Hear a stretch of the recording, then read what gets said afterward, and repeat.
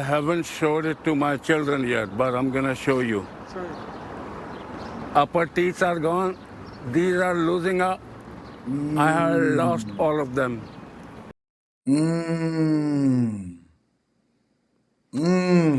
Jesus, Lord have mercy. Lord bless them. Good God. People are monsters. Like, they truly do the worst to each other. Like more than 12 teeth, brother. Nearly a dozen of Muhammad Jawad's upper and bottom teeth knocked out. Police confirmed the brutal attack occurred March 21st. Court documents say the same day, 3 men stole a cell phone from a Whitney Young High School student, then used it, ordering an Uber ride from Jawad. They told me the correct name. Felicia. Jawad picked the 3 men up from the Blue Line here near Halston and Van Buren. He dropped them off 5 miles away near Central Park and Crenshaw. I was in panic and shock. I was trying to open my belt. This boy came outside, opened my door, and he started hitting my face with the gun. How many times? I don't remember, 5, 6, 7 times. The thief stole his wallet and cell phone and tried to take his Honda Pilot, but it wouldn't start. The group eventually vanished, leaving the father of 2 lying in the street. In less than a week, detectives arrested and charged 18-year-old Jeremiah Burns. Fucking fit the description every single time. Every single time. I should have known just because it was Chicago. Man, Chicago isn't even the most black city in the United States of America. Not even a second, not even a third. And as usual, is somebody that fit the description. Right there. There you guys go. And I say this all the time. We always are protesting. And I'm not even going to say we. I'm talking about us as a culture, not necessarily us as individuals. We are always protesting as soon as we can find something that we can get riled up about against somebody that don't look like us, but the very people. And nobody comes to the rescue. I don't see. Bro, we haven't seen Black Lives Matters in Chicago in years.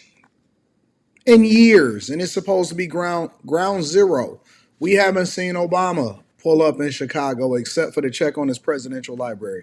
I haven't seen any black protesters, any blackity black since Black Lives Matters, since the George Floyd protests, ever go up and hold ourselves accountable inside of the communities where you see the majority of these people killing. All of the killings, all of the dealings, all of the stealing, everything that happens, we all know who the culprits and who the people are inside of our neighborhoods that are doing it. Nobody, and I mean nobody, is holding it accountable. And when we talk about relationships, when we solve for something in a relationship, usually we say stuff like, well, you solve for the majority and not the minority. So you spend the majority of the time solving for for who's the culprits or what's the cultural issue that is plaguing relationships.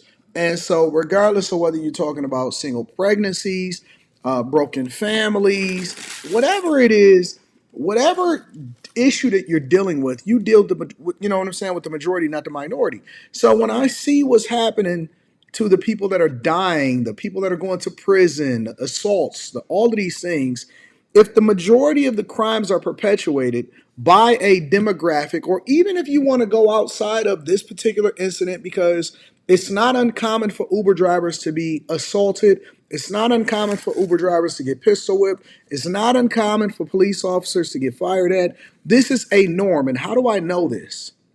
Because I've been covering it on the Millionaire Morning Show for years now. And so when it was one point where I was getting 2 and 3 different offenses and stories every single day. And when you think about the fact that Chicago Mayor Brandon Johnson is spending more time focusing on stupid ass stuff like protecting sanctuary city status and immigration, when he spent more time and more resources on that, while your neighborhoods, the culture, the police officers are down thousands and thousands of police officers. When you think about the things that are happening inside of your communities, we should absolutely be offended and we should be outraged, but we never are, because the crimes that are perpetuated in the neighborhoods are from people that look like us. And right there, fit the description, look like a crack baby, hair is all wild. And not only does he steal a phone, he uses it to call an Uber, and he pistol whips the person who was a father or 2 inside of Chicago. It's unfortunate. Along with 2 17-year-olds, surveillance cameras near the Blue Line capturing the suspects. I told them I recognized what the jacket one was wearing. So they got them because they found them in the camera at the pickup location. According to a statement, Uber saying in part, this appalling act of violence has no place in our communities. We're working closely with police and continue to support their investigation. Has shit to do. This ain't got nothing to do with Uber. Nothing to do with Uber. Morris has driven for Uber more than 10 years. He's a part of Chicago Gig Alliance, now pushing for more rideshare safety protocols. What if people order an Uber for somebody else, which is common? That's simple. That person that's going to get in the car should upload a selfie to the account holder, and that account holder, when they order the car, they can send that selfie to the driver. Fam, listen, it ain't got nothing to do with Uber. It ain't got nothing to do with that. It got everything to do with our culture and the things that we see and the things that we allow to happen on a daily basis. And the fact that you see us raising these monsters that are perpetuating this violence and this crime against people. And we do understand that Burns and those two 17-year-olds are now charged with felony robbery and vehicular carjacking. Meanwhile, that Uber driver says that he has to have a full mouth extraction, including all brand new teeth. He says, and nobody is going to go and donate to a GoFundMe for him. Estimates are between $40,000 and $50,000 money that he says he does not have. We ain't got to worry about it. Ain't nobody coming to help him because it's not a black on white crime and it's not in the favor of black people. On the other side of it, right, the Chicago police, let me show you what they're going through as they receive no support, no funding, and as a matter of fact, they possibly facing layoffs over there in Chicago. This is what the Chicago police regularly is going through. With a breaking news update. An off-duty police officer is now recovering after being confronted by several armed people in Chicago's West Lawn neighborhood. We're still learning some of the details, but we do know that the officer and this group exchanged gunfire and the officer was not shot. Darius Johnson's live at the scene with more of those details. Darius?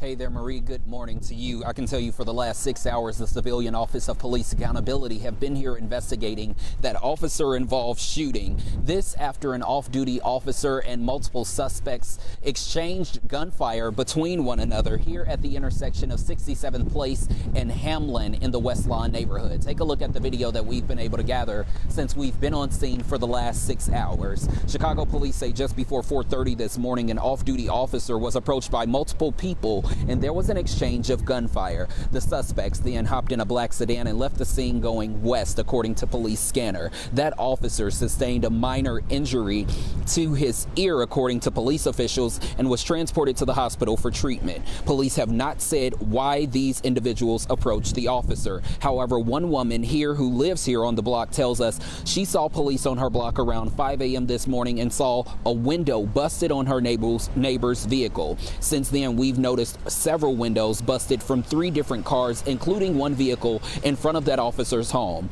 After the incident, police were alerted about the offenders. Take a listen. All right, for all the units that are over there looking for these offenders, 7 and 8 or anybody else, these offenders are armed. They did fire shots at the off-duty, so use caution. They are armed.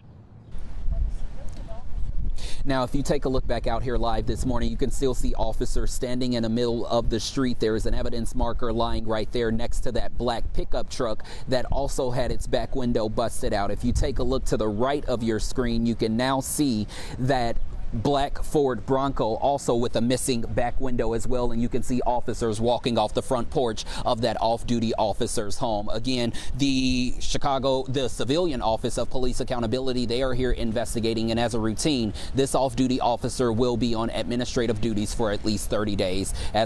So basically, let's just continue to defund the police. Everybody is against the police. Nobody is holding themselves accountable. But this is what we're used to inside of our communities. Make sure y'all hit a like for the algorithm, subscribe to the channel, and turn on your notifications. Also, teach Hanley 40% off your first order plus 20% off of life. It's unfortunate, and I want better for the communities, but unfortunately, I don't think that that's going to happen because it actually has to be a shift in the narrative of our minds culturally and a community effort, and that's not going to happen. Let me know what y'all think inside of the comments.